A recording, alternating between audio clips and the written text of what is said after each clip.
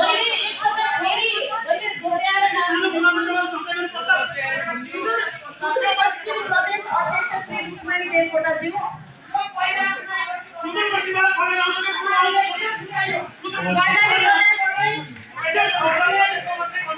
कृपया एक सुन्नुहोस् तपाईँहरूले अलिकति धैर्य धारण गरिदिनु होला।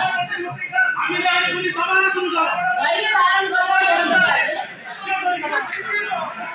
होइन सुन्नुहोस्, एकछिन मैले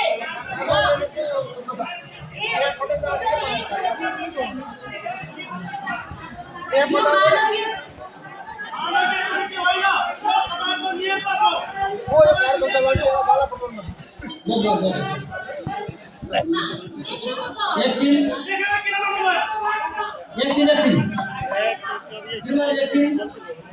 उहाँले गर्दाखेरि उहाँले सरी बोल्नु भएको छ, त्योभन्दा माथिको सरी मैले माग्छु।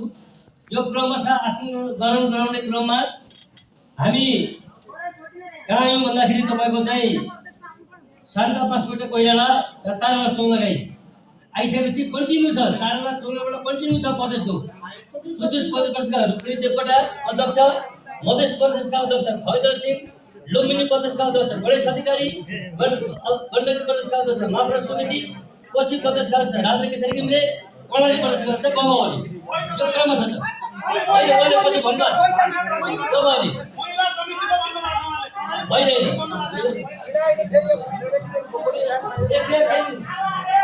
कम गर्नुभयो एकछिन।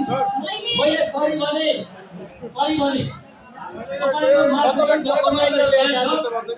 तपाईँको माफी माग्न तयार छ।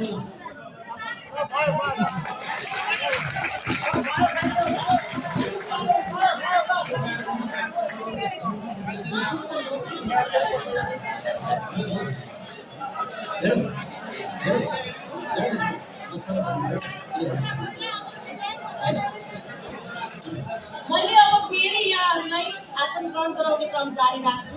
यहाँहरूले मानवीय दृष्टि मैले नै माफी मागिहालेँ। मैले नै हुन्छ सिप हुन्छ काउन्सिल पनि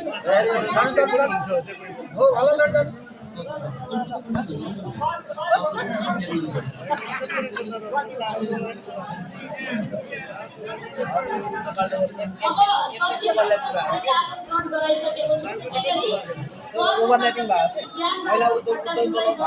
यथास्थानमा आसन ग्रहण गरिदिन हार्दिक अनुरोध गर्दछु। किन भन्दाखेरि अहिले नाम नआउने बढी हुन्छ भनेर सबै केन्द्रीय सचिवहरू यथास्थानमा आसन ग्रहणको लागि हार्दिक अनुरोध गर्दछौँ। त्यसै गरी मैले अब कन्टिन्यू गर्नुहुन्छ।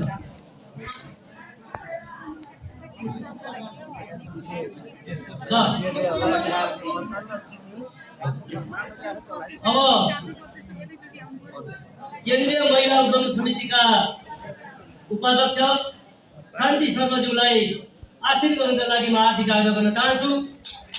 त्यसै गरी केन्द्रीय महिला उद्यम समितिका उपाध्यक्ष कृष्ण कुमारी पाठकज्यूलाई पनि आसन ग्रहणका लागि म हार्दिक आग्रह गर्न चाहन्छु।